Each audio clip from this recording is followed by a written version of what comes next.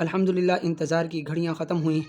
اور عاشقان قرآن کے لیے، عاشقان تفاسیر قرآن کے لیے ایک بہترین خوشخبری ہے۔ الحمدللہ تفسیر حبیب الرحمن کی پہلی جلد منظر عام پر آ چکی ہے، اور یہ پہلی جلد صرف سورہ فاتحہ شریف کی تفسیر پر مشتمل ہے۔ یہ تفسیر مفسر قرآن نباز قوم مفتی ضیاء احمد قادری رضوی دامت برکاتہم العالیہ نے تصنیف فرمائی ہے۔ مفتی صاحب کی اس کے علاوہ پہلے بھی 3 تفاسیر منظر عام پر آ چکی ہیں، جس میں تفسیر ناموس رسالت، تفسیر ناموس صحابہ، تفسیر ختم نبوت شامل ہیں، اور انشاءاللہ تعالی مفتی صاحب کی یہ چوتھی تفسیر، تفسیر حبیب الرحمن، پورے قرآن مجید کی تفسیر انشاءاللہ تعالی منظر عام پر آئے گی۔ اور اس تفسیر کی پہلی جلد الحمدللہ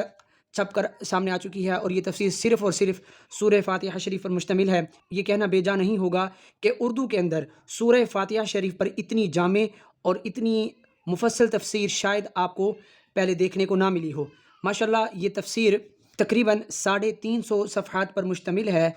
اگر اس کی قیمت کی بات کی جائے تو یہ تفسیر آپ کو 850 سے 900 کے درمیان کی قیمت میں مل سکتی ہے۔ اسکرین پر آپ کو نمبر نظر آ رہا ہوگا، اس نمبر پر رابطہ کر کے آپ یہ تفسیر جو ہے وہ منگوا سکتے ہیں۔ مفتی صاحب کی ان تفاسیر کے علاوہ دیگر بھی تصانیف ہیں جو کہ چھوٹی اور بڑی کتابوں پر مشتمل ہیں۔ جیسے ان کتابوں کے عقب میں آپ کو یہ صوفیہ کرام کی مجاہدانہ زندگی بھی دکھائی دے رہی ہوگی، یہ کتاب بھی مفتی صاحب کی ہے۔ اگر اس تفسیر کی فہرست کو اگر ہم خلاصتاً دیکھیں تو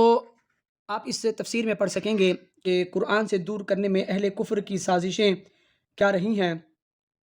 اسی طرح درس قرآن سے دوری کا جو نقصان ہے وہ کیا ہے، قرآن مجید کا عشق، اسلاف کا قرآن مجید کے ساتھ عشق، یعنی جو ہمارے بزرگان دین گزرے ہیں ان کا قرآن مجید کے ساتھ کیسا لگاؤ، کیسا عشق تھا۔ اسی طرح فتنوں کے وقت قرآن کریم ہی ایمان بچانے والا ہے، یعنی ایک قرآن مجید کے ساتھ تعلق کا کیا فائدہ ہے یہ بیان کیا گیا ہے۔ اور پھر آگے کہا کہ کیا قرآن کریم بغیر استاد کے پڑھا جا سکتا ہے، جیسے آج کل انجینئر مرزا جیسے فتنہ یہ کہتا ہے کہ قرآن مجید خود ہی سمجھ کے پڑھ لیا جائے، اس کو سمجھنے کے لیے کسی عالم دین کی آپ کو ضرورت نہیں ہے۔ تو اس طرح کے فتنوں کا بھی رد یہاں پر کیا گیا ہے۔ اس کے بعد ایک مین ہیڈنگ ہے کہ قرآن پڑھانے والے چند مفسرین کرام۔ اس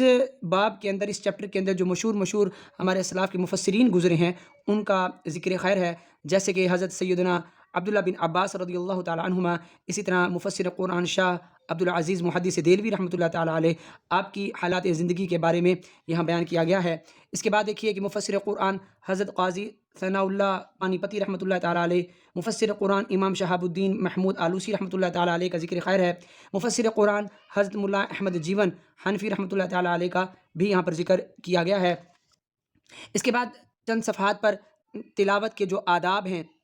اس کے حوالے سے یہاں ذکر ہے کہ ہمیں قرآن مجید کی تلاوت کے وقت کیا آداب ملحوظ خاطر رکھنے چاہیے۔ تو یہاں پر تلاوت قرآن کے آداب و فوائد کا ذکر ہے، صوفیہ کے نزدیک تلاوت قرآن کے کیا آداب رہے ہیں اس کا ذکر بھی ہمیں یہاں پر ملتا ہے۔ اس کے بعد تعوذ کا بیان ہے، یعنی اعوذ باللہ من الشیطان الرجیم جو ہے قرآن مجید کے آغاز میں پڑھی جاتی ہے، تو اس کا یہاں پر ذکر ہے، اور اس کے جو فوائد ہیں، اس کے جو حکمتیں ہیں، اس سے جو اخذ ہونے والے مسائل ہیں اس کا یہاں پر ذکر ہے۔ تعوذ کے ارکان خمسہ کی توضیح بیان کی گئی ہے، غصہ آ جائے تو تعوذ پڑھیں۔ اسی طرح رب کے بندے جو شیطان کے شر سے مامون ہیں، تعوذ کے متعلق معارف و مسائل، شیطان کو کیسے کمزور کیا جا سکتا ہے، تعوذ تو اللہ تعالیٰ کی قدرت کا اظہار ہے، تعوذ کا حکم کیوں، تو اس طرح کے جو اعوذ باللہ کے حوالے سے جتنے بھی ضروری مسائل بیان کیے جا سکتے ہیں وہ آپ نے یہاں تحریر فرمائے ہیں۔ اس کے بعد تسمیہ یعنی کہ بسم اللہ شریف، اس کا ذکر ہے، تعوذ و تسمیہ کا جو باہمی تعلق اور ربط ہے وہ بیان کیا گیا ہے، اور یہ حکمت بیان کی گئی ہے کہ تعوذ کو تسمیہ سے پہلے کیوں پڑھا جاتا ہے، یعنی پہلے اعوذ باللہ کیوں پڑھی جاتی ہے پھر بسم اللہ کیوں پڑھی جاتی ہے، اس کا یہاں پر حکمت بیان کی گئی ہے۔ اور کیا بسم اللہ شریف محض تلاوت کے لیے پڑھی جاتی ہے، اسی طرح بسم اللہ کہا گیا، باللہ کیوں نہیں کہا گیا، شیطان کی صفت رجیم ذکر کرنے کا کیا فائدہ ہے، تو اس طرح کے جو اسرار و رموز ہیں تعوذ و تسمیہ کے حوالے سے آپ نے یہاں بیان فرمائے ہیں۔ اسی طرح دیکھیں بسم اللہ شریف کی با کی کیا حکمت ہے، شوق بارگاہ خداوندی کیا ہے، بسم اللہ شریف کی سین کی حقیقت کیا ہے، بسم اللہ شریف کی میم کی حقیقت کیا ہے، تو اللہ تعالیٰ کے اسم شریف رحمان کی عظمت کا عجب ظہور،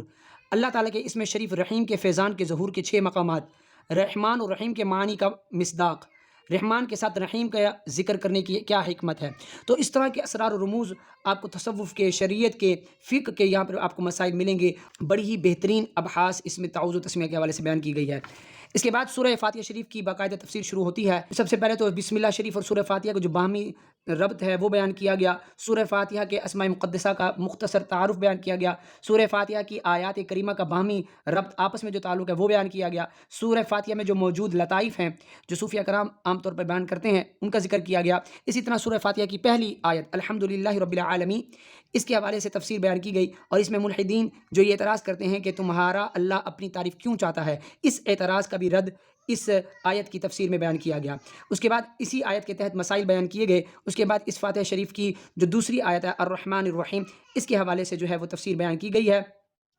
اس کے بعد جو تیسری آیت ہے مالک یوم الدین، مالک کون، مالک یوم الدین فرمانے میں حکمت کیا ہے، یہ بیان کیا گیا ہے۔ اللہ تعالیٰ کی عدالت، دنیا کی عدالت، یہ بیان کیا گیا ہے۔ اس کے پھر حوالے سے جو مسائل ہیں وہ بیان کیے گئے۔ اس کے بعد آیت ایاک نعبد و ایاک نستعین میں جو مشرک اعتراضات کرتے ہیں ان کا جواب ہے، ملحدین کے اعتراضات کا جواب ہے، ملحدین کے ایک اور اعتراض کا جواب ہے۔ تو اس طرح کے آپ کو نستعین کا معنی عبادت کی تعریف یہ اس آیت کے تحت پڑھنے کو ملے گی۔ اس کے بعد اس کے حوالے سے جو مسائل ہیں وہ بیان کیے گئے ہیں۔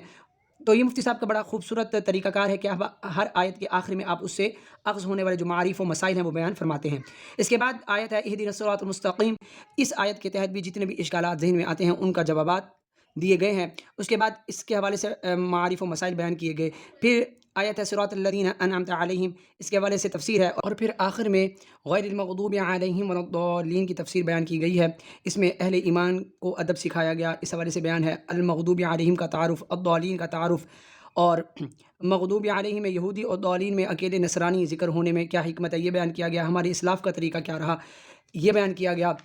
اور آخر میں آمین کہنا، اور اس حوالے سے پھر سورہ فاتحہ اور سورہ بقرہ شریف میں جو باہمی مناسبت ہے وہ بیان کی گئی، اسی سورہ فاتحہ اور سورہ ناس کی جو باہمی مناسبت ہے وہ بیان کی گئی۔ تو یہ تفسیر ہر طالب علم کو، ہر عالم دین کو، ہر خطیب کو، ہر مقرر کو پڑھنی چاہیے، ہر محقق کو پڑھنی چاہیے، اور اردو زبان میں قرآن مجید کی تفسیر میں ایک بڑا بہترین اضافہ ہوا ہے۔ اور اس تفسیر کا جو منہج ہے، لکھنے کا جو طریقہ ہے، اسلوب ہے، وہ یہ ہے کہ ہر آیت سے امت مسلمہ کو کیا سیکھنے کو ملتا ہے، اس بات کو زیادہ ملحوظ خاطر رکھا گیا ہے کہ ہر آیت سے ہمیں سیکھنے کو کیا درس ملتا ہے، امت مسلمہ کو کیا سیکھنے کو درس ملتا ہے، اس بات کو بڑا پیش نظر رکھا گیا ہے۔ تو یہ کتاب ضرور خریدیے، آپ کو نمبر نظر آ رہا ہوگا اسکرین پر، آپ اس کتاب کو آرڈر کیجیے اور اس تفسیر کو ضرور اپنے گھر کی، اپنے لائبریری کی زینت بنائیے۔ اللہ تعالیٰ سے دعا ہے کہ اللہ تعالیٰ ہمارے علم و عمل میں برکت عطا فرمائے اور ہمیں عشق قرآن عطا فرمائے، آمین، جزاک اللہ۔